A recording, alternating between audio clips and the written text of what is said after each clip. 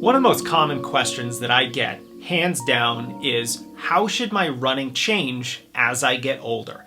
And now that I'm in my mid-30s, some might say late 30s, I am pushing up on becoming a master's runner. And so this topic isn't simply academic for me. I really care about this because I want to continue to be training into my 40s, but also my 50s and 60s. I just love running and I want to continue running. So if I want to continue running and you want to continue running well into your later years, how do we manage this? How do we upgrade our training to allow for this as our bodies get older? Because there are quite a few things that happen within our bodies that make running much, much more difficult. Now, we can't change all of those things that are happening to our physiology as we age. We can simply mitigate them and try to work around them and try to slow down some of those aging processes that are happening. So let's go over 4 of the most impactful things that you can do in your training to help yourself continue to be able to run as you get older.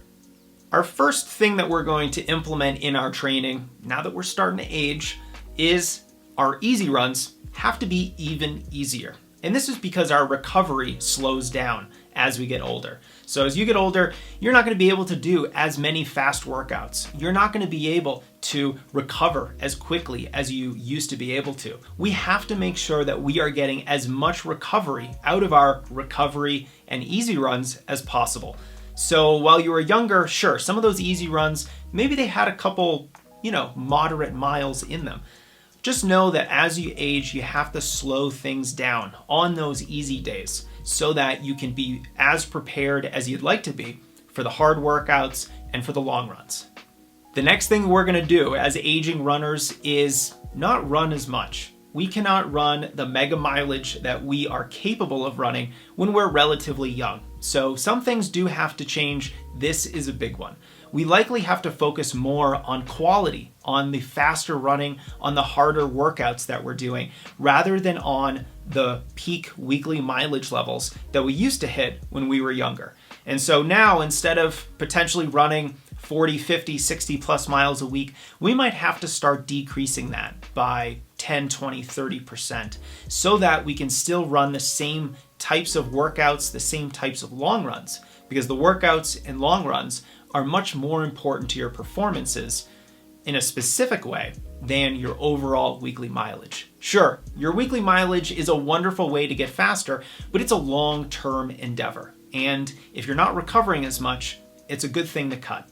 But one of the ways that you can actually mitigate the loss of mileage is by adding in cross-training. So while you might have normally run 5 days a week, maybe after you turn 50, that might be a little bit too difficult for you. And cross-training bridges the gap between the lower mileage that you might have to run now and the higher mileage that you used to be able to do. So instead of just lowering your mileage, let's cut your mileage down to only 4 days of running per week. And then on that 5th day, where you might normally have a typical easy run, a base run, now let's do some cross-training like cycling, pool running, or the elliptical. It'll help with recovery. It'll keep your aerobic fitness up with none of the injury risk of running. And not only do older runners recover more slowly, but they also need more time to warm up. Gone are the days where you could just get off the couch and go start a run and head straight into a fast workout.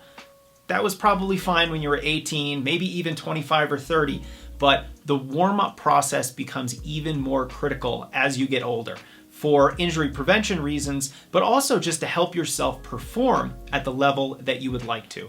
Let's not skip our dynamic warm-ups. Let's remember to take that first mile or so of our runs very, very easy. And if we add in more warm-up activities, like maybe a longer, easy running warm-up before our workouts, maybe you do a longer dynamic warm-up, maybe you do even a couple minutes of walking before you even start your run.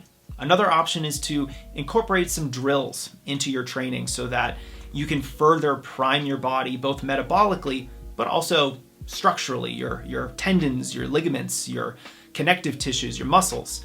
If you can do these activities, you're going to be much more likely to have a productive workout and stay healthy all the same. Finally, one of the big pieces to being able to continue to run as you get older and continue to stay healthy as you get older is strength training. A big, big piece of this puzzle. And that's because strength training counteracts a lot of the negative aging processes that we experience. So we're going to lose a lot of muscle as we get older, and strength training can help mitigate that. It also improves your range of motion. It improves your coordination and your balance. All of these things are very, very important as we get older. And so if we not only want to run well into our older years, but if we want to stay healthy, if we want to maintain our muscle mass, if we want to reduce our risk of falling down, strength training is the answer. It's one of the most important things for longevity, and I think one of the most important things for longevity in the sport of running too. Now, it's actually pretty easy to do a longer warm-up, to slow down on your easy days, and to replace an easy run with some cross-training if that's what you need. The hardest part is the strength training piece of this puzzle, because we do want to do strength training that is somewhat difficult. If we're doing a lot of body weight exercises, as we get older, that's not enough of a muscle growth stimulus. Now, runners are really not going to gain weight. We're not going to bulk up if we get into the weight room or the gym and we start lifting some heavy weight. No, we're doing enough running that counteracts any hypertrophy gains that we might have. But it does help improve your body composition. It does help improve your ability to run a lot and not lose muscle mass, especially at least for men, we lose about 1% of our muscle mass every year after the age of 40. That's kind of staggering, and weightlifting in the gym can help counteract that. So if you're ready to start lifting, if you're, getting up near 40 like I am, or maybe you're a little bit older and you need to start, we have a strength course that goes into the details on how to lift for endurance runners. Go to strengthrunning.com/strength, and I'll send you an email a day. You'll learn mistakes to avoid, example exercises that work really well, the benefits of weightlifting. I only glossed over a couple of the big ones, and some case studies of other runners just like you who have come before you and implemented this kind of lifting into their schedule and seen some incredible results. Check it out. I hope you enjoy it. And if you have any questions about changing your training as you get older, leave your comments under this video and I will do my best to reply to every question that we get.